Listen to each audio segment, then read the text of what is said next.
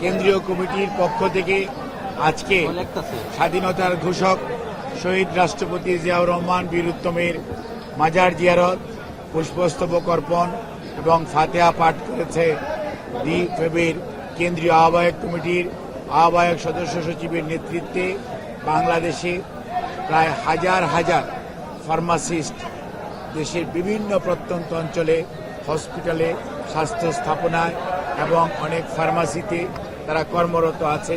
তাদের মধ্য থেকে বাংলাদেশি জাতীয়তাবাদের আদর্শে উদ্বুদ্ধ ফার্মাসিস্টগণ আজকে সংঘবদ্ধ হয়ে তারা যে অর্গানাইজেশন করেছে ডিপ্লোমা ফার্মাসিস্ট অ্যাসোসিয়েশন, তারই উদ্যোগে আজকের এই পুষ্পস্তবক অর্পণ এবং ফাতিহা পাঠ করা। আজকে বিশ্ব ফার্মাসি দিবস 25শে সেপ্টেম্বর, সারা পৃথিবীতেই এই দিনটি উদযাপিত হচ্ছে এবং আজকের যে স্লোগান হচ্ছে থিঙ্ক হেলথ, থিঙ্ক ফার্মাসিস্ট, অর্থাৎ স্বাস্থ্য সম্পর্কে চিন্তা করতে গেলেই ফার্মাসিস্টদের যে ভূমিকা সেটি সম্পর্কে চিন্তা করতে হবে। কারণ চিকিৎসকরা প্রেসক্রিপশন করেন এবং ফার্মাসিউটিক্যালসে যারা ম্যানুফ্যাকচারার তারা ঔষধ তৈরি করেন, কিন্তু ফার্মাসিস্ট যারা তারা সেই চিকিৎসকদের প্রেসক্রিপশন অনুযায়ী সেই ঔষধগুলি রুগী যেখানে আছে ওখানে পৌঁছিয়ে দেন। নার্সরা সেই ঔষধগুলো রুগীদেরকে যথাসময়ে সেবন করার ব্যাপারে ভূমিকা রাখেন। অর্থাৎ প্রত্যেকটি সেক্টরের যে জনবল তাদের নির্ধারিত ভূমিকা আছে এবং জনগণকে যদি সত্যিকার অর্থে ভালো ঔষধ, ভালো মানের ঔষধ এবং সঠিক ঔষধ সঠিক মাত্রায় প্রয়োগ করার যে জ্ঞান, এটি হচ্ছে ফার্মাসিস্টদের কাজ। এবং ওনারা সেই ঔষধটি যেখানে উৎপাদিত হয় অথবা যেখানে বিক্রয় হয় সেখান থেকে চিকিৎসকের পরামর্শ অনুযায়ী ওনারা এটি কিন্তু রুগীর কাছে পৌঁছে দেয়। ওনাদের দায়িত্ব অত্যন্ত গুরুত্বপূর্ণ।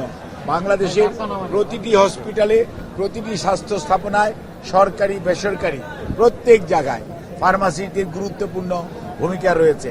যদিও ফার্মাসিস্টরা সত্যিকার অর্থে অন্যান্য স্বাস্থ্য পেশাজীবীদের মতো অত বেশি সম্মানিত আমাদের দেশে আগে ছিল না। কাজেই এখন ফার্মাসিস্ট সারা পৃথিবী এগিয়েছে। কোনো অবস্থাতেই আপনি পুরনো ধ্যান ধারণার বর্ষবর্তী হয়ে যদি থাকেন, তাহলে আধুনিক স্বাস্থ্য ব্যবস্থা জনগণের সুস্বাস্থ্য নিশ্চিত করতে চান, তাহলে ফার্মাসিস্টদের সত্যিকার অর্থে তাদের যে কেরিয়ার প্ল্যানিং, তাদের যে ইনসেন্টিভ, অর্থাৎ একজন চাকরি করবে, তাদের প্রমোশনাল প্রসপেক্ট, তাদের সমাজে সম্মান, সেটি যথাযথভাবে অন্যান্য স্বাস্থ্য পেশাজীবী যারা আছেন, চিকিৎসক বলেন, নার্স বলেন, আর তাদের পাশাপাশি ফার্মাসিস্ট বলেন, ল্যাবরেটরি টেকনিশিয়ান বলেন, প্রত্যেকটা মানুষের যথাযথ ভূমিকা আছে। তাদেরকে সেই সম্মান দেওয়ার জন্য আজকে তারা যে সংঘবদ্ধ হয়েছেন, সেই জন্য আমি নতুন কমিটিকে ধন্যবাদ জানাই এবং আমরা আশা করব আগামীতে তাদের নেতৃত্বে ফার্মেসি সত্যিকার অর্থেই এই দেশে ফার্মাসি সেবা যেটা সেটি অত্যন্ত সুন্দর হবে, আধুনিকায়ন হবে এবং যুগোপযোগী হবে।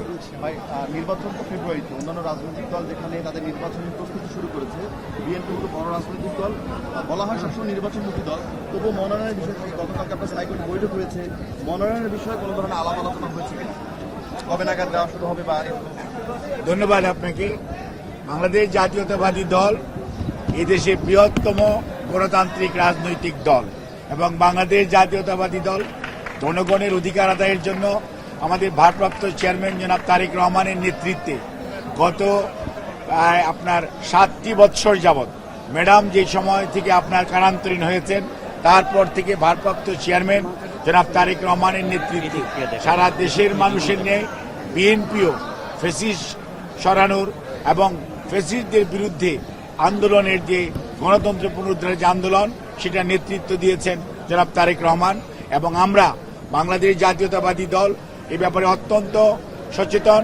আগামী মধ্য ফেব্রুয়ারির যে নির্বাচন, এই নির্বাচনকে সামনে রেখে দেশীয় বিদেশি যত ষড়যন্ত্র আছে এটাকে পিছিয়ে দেওয়ার, প্রলম্বিত করার, সেটিকে মোকাবেলা করার জন্য দল যেমন প্রস্তুত, অন্যদিকে নির্বাচনে অংশগ্রহণ করে জনগণের অধিকার, ভালোবাসা সবকিছু অর্জন করে জনগণকে ঐক্যবদ্ধ করে 31 দফার আলোকে আগামীর বাংলাদেশ গড়ার জন্য জনাব তারেক রহমানের নেতৃত্বে বিএনপি তার নির্বাচনী প্রক্রিয়া শুধু গতকালকে না, বিএনপি গত 18 মাস পূর্ব থেকেই নির্বাচনী যে সমস্ত কার্যক্রম করা প্রয়োজন সেটি শুরু করেছে এবং সেই অনুযায়ী বিএনপির নেতা কর্মীরা প্রতিটি ঘরে ঘরে জনাব তারেক রহমানের আহ্বানে সাড়া দিয়ে ভোটারদের কাছে, জনগণের কাছে 31 দফার কর্মসূচি নিয়ে জনগণকে ঐক্যবদ্ধ করার কাজে সারা দেশব্যাপী আজকে ব্যস্ত আছে এবং সেই কর্মচাঞ্চল্য যেটা চলছে। আর আপনারা যেটাকে নির্বাচনী প্রক্রিয়া বলেন, অর্থাৎ মনোনয়ন, বিএনপি এত বড় দল আলহামদুলিল্লাহ যে বিএনপির মনোনয়ন প্রত্যাশী মানুষের সংখ্যা যা সিট আছে তার কম হলো 10 গুণ আছে। কাজেই বিএনপি তার কে প্রার্থী হবেন কে হবেন না সেটির জন্য আমাদের স্থানীয় নেতৃবৃন্দ, জেলার নেতৃবৃন্দ, আমাদের দলের পক্ষ থেকে জরিপ এবং সর্বোপরি জনগণের ভালোবাসায় যেই সমস্ত মানুষগুলো নিজ নিজ এলাকায় উদ্ভাসিত তাদেরকেই বাংলাদেশ জাতীয়তাবাদী দল ইনশাল্লাহ আপনারা দেখতে পাবেন খুবই সহসায় যে তাদেরকে মনোনয়ন দেওয়ার ব্যাপারে দিয়ে তারা সিদ্ধান্ত গ্রহণ করবে। বাট ইদানিংকালে সোশ্যাল মিডিয়া এবং পত্রপত্রিকায় যে সমস্ত স্পেকুলেটেড নিউজ হয়েছে তার ব্যাপারে আমাদের দলের পক্ষ থেকে গত পরশুদিন আমাদের দলের মুখপাত্র জনাব রিজভী আহমেদ উনি স্পষ্ট ভাষায় জানিয়েছেন যে দল কাউকে গ্রিন সিগন্যাল বা রেড সিগন্যাল দেয় নাই। কাজেই যখন সময় আসবে তখন আপনারা দেখতে পাবেন। তবে নির্বাচনী প্রক্রিয়া যেহেতু এটি একটি ধারাবাহিক কার্যক্রম সেটি আমাদের অব্যাহত আছে এবং চলছে। তারেক রহমান কবে নাগাদ আসবে এবং নির্বাচনে তিনি তো নেতৃত্ব দিবেন? তারেক রহমানের নেতৃত্বে বিএনপি নির্বাচনে যাবে, তিনি কবে নাগাদ বাংলাদেশে আসবেন? বাংলাদেশে এই কথাটি আজকে বলার অপেক্ষা রাখে না। বাংলাদেশ জাতীয়তাবাদী দলের ভারপ্রাপ্ত চেয়ারম্যান শুধু বিএনপির নেতৃত্ব দিবেন না, গণতন্ত্র পুনরুদ্ধারের আন্দোলনে যারা সম্পৃক্ত ছিলেন সকল মানুষের নেতা জনাব তারেক রহমান। এবং আমি কয়েকদিন আগেও বলেছি, আপনারা দেখতে পাবেন যে কয়েক সপ্তাহ বলেছিলাম, ইনশাল্লাহ কয়েক সপ্তাহের মধ্যে ইনশাল্লাহ তারেক রহমান এসে বিএনপির নির্বাচনী প্রক্রিয়া নয়, গণতন্ত্র পুনরুদ্ধারের শেষ লগ্ন যেটি সেটির নেতৃত্ব দিবেন জনাব তারেক রহমান। গতকালকে নানান জায়গায় আওয়ামী লীগ মিছিল করছে, নাশকতার পরিকল্পনা করছে, শুধুমাত্র বিএনপি নেতাকর্মীরা ছাড়া তাদেরকে কেউ আসলে প্রতিহত করছে না। এই বিষয়ে একটু বলবেন কিনা? এ ব্যাপারে আমি যেটি বলতে চাই, আমরা সব সময় বলতাম স্বৈরাচারের দোসর কারা ছিল, 86তেও দেখেছেন, এখনো দেখছেন। কাজেই আপনাদেরকে সজাগ থাকতে বলবো, সংবাদকর্মীদেরকে, দেশের মানুষকে। দেশের মানুষ দেখছে যে সত্যিকার অর্থে স্বৈরাচারের সাথে সম্পৃক্ততা কাদের রয়েছে। কাজে এই ব্যাপারে আমি নিজে আপনাদেরকে আর স্পষ্টভাবে বলার দরকার নাই। বাংলাদেশ জাতীয়তাবাদী দল জনগণের অধিকারের ব্যাপারে সোচ্চার ছিল, আছে, থাকবে। জাহিদ ভাই, নিউ ইয়র্কের ঘটনা একটু কথা বলি। নিউ ইয়র্কের যেসব আওয়ামী লীগের নেতা কর্মীরা জড়িত ছিল বিশৃঙ্খলার সাথে, আমরা পরবর্তীতে দেখতে পেরেছি তাদের দলীয় প্রধান শেখ হাসিনা তাদেরকে কল দিয়ে তাদেরকে আরো উৎসাহ দিচ্ছে, তাদেরকে এভাবে কাজ চালিয়ে যেতে বলছে, যেখানে অতীতের কাজকর্মের জন্য আওয়ামী লীগের উচিত ছিল অনুশোচনা করা। এর পরিবর্তে তারা আরো আক্রমণাত্মক হচ্ছে। বিষয়টি কিভাবে দেখছেন? এই দলের ইতিহাস, এই দলের নেতাদের ইতিহাস কোনোদিনই জনগণের পক্ষে ছিল না। ওনারা প্রতিহিংসার রাজনীতিতে বিশ্বাস করে, ওনারা জনগণের ভালোবাসা অর্জন করার চেয়ে জনগণের উপর চেপে বসার রাজনীতিতে বিশ্বাস করে। ওনারা দেশকে মনে করে ওনাদের পৈতৃক সম্পত্তি যেমনি ইচ্ছা ওনারা চালালে দেশবাসী খুশি হবে। কিন্তু ওনারা করেছেন, ওনারাও করছেন।